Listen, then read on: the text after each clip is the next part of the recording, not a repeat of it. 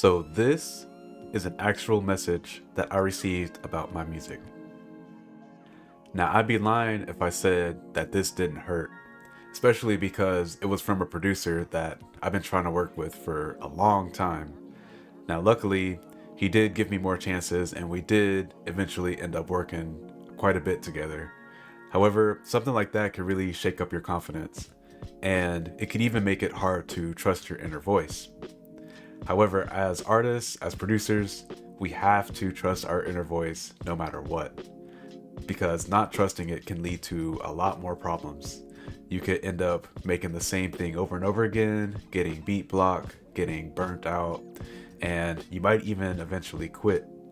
And now, I don't know about you, but I would rather make something that I myself personally enjoy versus something that I make over and over again just because it works. So in this video, we're going to be talking about how you can make unique chord progressions so that you can start thinking outside of the box. And the way we're going to do it is I'm going to give you the framework first, and then after that, I'm going to give you a few ideas for you to try on your own. So before we continue with the video, I just want to remind you to like and subscribe. That really helps small channels like mine. And I want to remind you that we have a Facebook group where you can share your music, ask questions and that kind of stuff. And also, I'm going to be giving free strategy sessions for the next 20 people that sign up. So if you feel like you need a little bit more help, the links for the Facebook group and the strategy session are going to be in the description. So the first step is to listen. We want to listen to what we're playing, and we want to listen to other music just to find that inspiration. So when you listen with the intention of finding inspiration, you listen on a deeper level. And don't worry, we're not listening just so we can copy what others are doing. All of the great artists, producers, composers, they all borrowed from somewhere. So our goal is to just listen for that spark. And once we get that spark of inspiration, that's going to lead us down the path to finding stuff that we like. And it doesn't even have to be in the same genre that you would normally create in. I listen to different types of music all the time, and the more you can branch out, the better. Step number 2 is to study what works. So like I said in the last video, there's absolutely no reason not to do this now. When you find something that you like, it takes just a 30-second Google search to figure out what the chord progression is, what key it's in, what the BPM is, and all of that. You can find out anything you want in 30 seconds. By doing this, you start to create a vocabulary of things that you actually like. And this is how you get out of the trap of making the same thing over and over again. You need to expand your vocabulary. And to do that, you need to study things that you like, things that you find interesting. And if you happen to get that spark of inspiration, like we were talking about earlier, study it, figure out what's happening. And that's going to lead you to expanding your vocabulary and creating something that you enjoy. Step number 3 is to experiment. So like I said earlier, we're not here just to copy what other people have done. By doing that, you can expand your vocabulary, like I said earlier, but if you want to make it truly yours, you have to experiment with it. Try moving the chords up and down just to see the different shapes that that chord can possibly make. Try moving just one note out of a chord just to see, what it sounds like. And don't be afraid to play something that sounds bad. At this stage, that's perfectly okay. And you might even surprise yourself. You might move one note and find something that sounds really good. So that's the key, is you want to listen to things, study those things, and then experiment to make it truly yours. So now I'm going to be giving you some ideas to play with, and follow the framework. Listen to what I'm playing, copy it.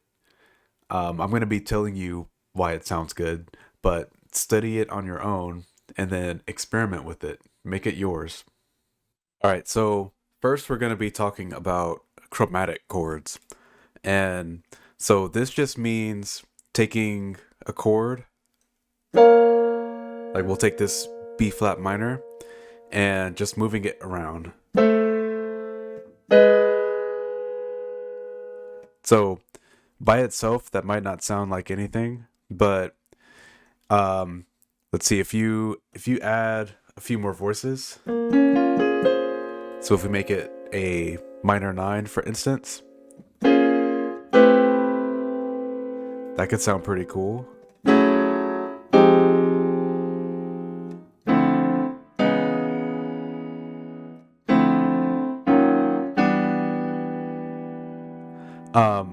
And it doesn't have to be the same type of chord. Matter of fact, I came up with this chord progression for one of my songs, and I just want to show it to you. So it starts off with this B flat minor, and then I'm going down chromatically, so I go to this A, but what I do is I make it a first inversion F chord with A at the bottom, like that. So B flat minor, A, or F over A. Now all I'm doing here is I'm just bringing these two notes down a half step, then down a half step again, and then my goal all along was to get to this F sharp major chord.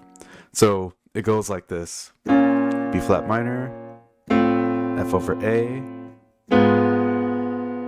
F half diminished over A. The chord is really that, so it ends up being a G half diminished to F sharp major. Okay, so one more time.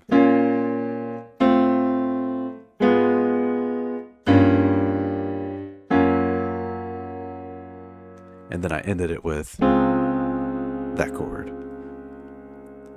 So if you want to break out of the box of playing just the chords that are in the number system, try experimenting with different chords. So you could, I'm just going to experiment right now. So you could try with a C sharp chord, C sharp major, and then maybe I want to make the next one major 2, and then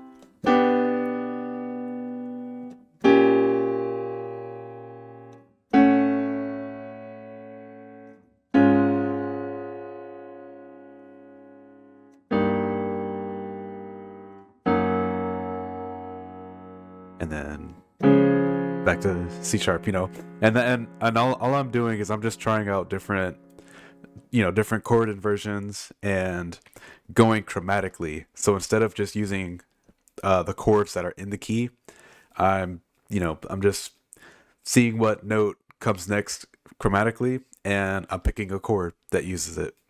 So that's the first way you can just experiment. The second way is you could try intermodal changes. So I know, big word, but all that really means is taking chords from a different mode of the same scale and throwing them in. So if we're starting in A minor,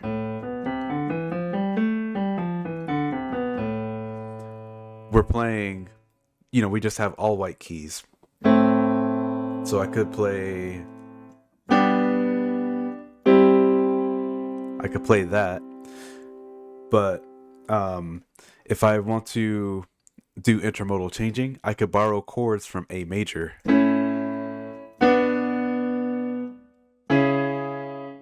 So A major has C sharp, F sharp, and G sharp. So what I could do is I could start with maybe this A minor. Maybe I'll play it like that. And then I could go to the 6th, but the 6th of A major. And then the 6th of A minor. 4 of A major. To the 2 of A major. To the 4 of A minor. To A minor. So just an idea. So, um, for instance, and you can do this the other way too. You could start in A major. There's the 2, A major over C sharp, and now I can go to A minor, do the 4 of A minor,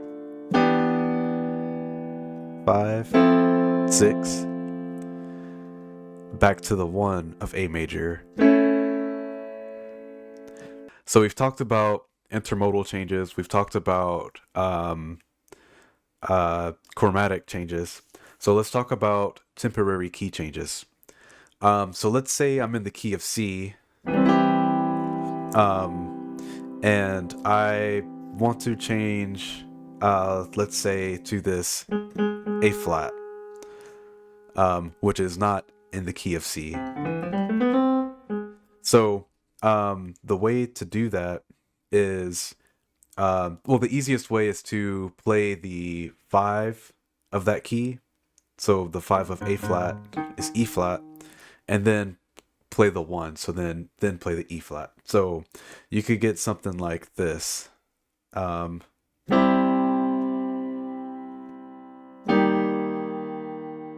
E flat.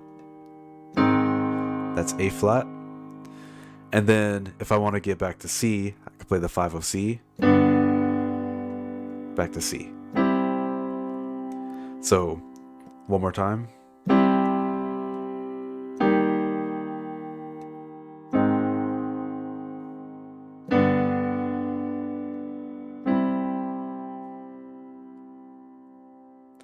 So that's one way to do it.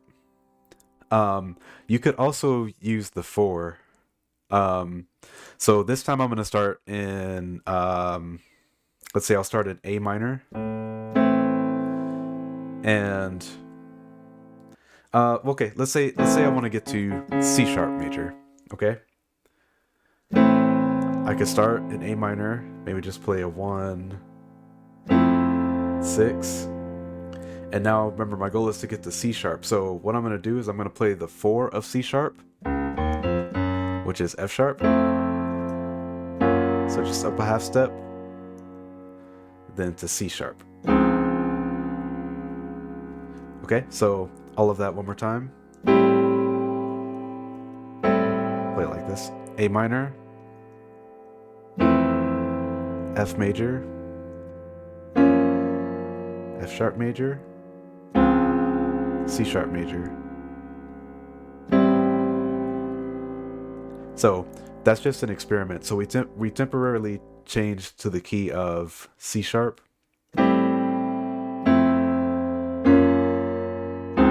And you can see, like, we could stay there.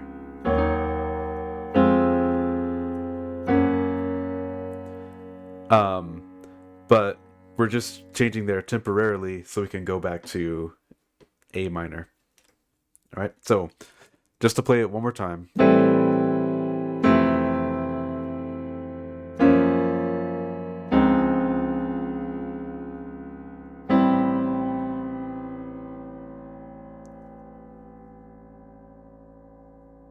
So here's me. I'm just going to experiment. I'm just going to throw all of those together. I'm going to do the chromatic chords, the intermodal changes, and the temporary key changes. I'm just going to freely play and just experiment with all of those so you can hear what it sounds like.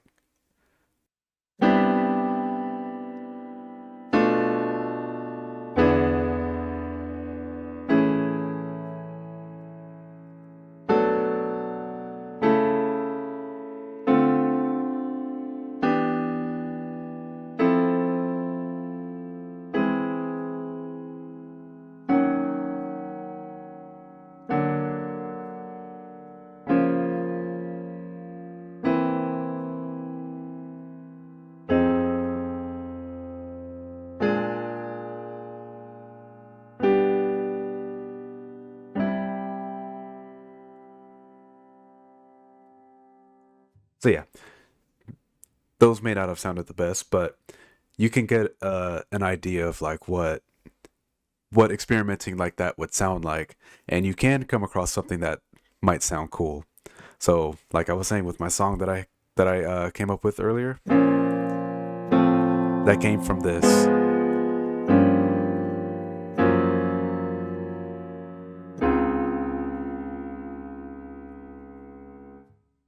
So hopefully you found that useful. And remember, when you're doing this, listen, listen to what you're playing. Study why it works. If you find something that you like, study it, figure out why it works, and keep experimenting.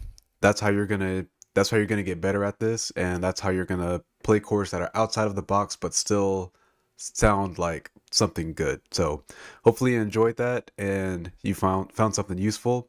Again, if you did, please like and subscribe. It definitely helps my channel grow, and I'll see you in the next one.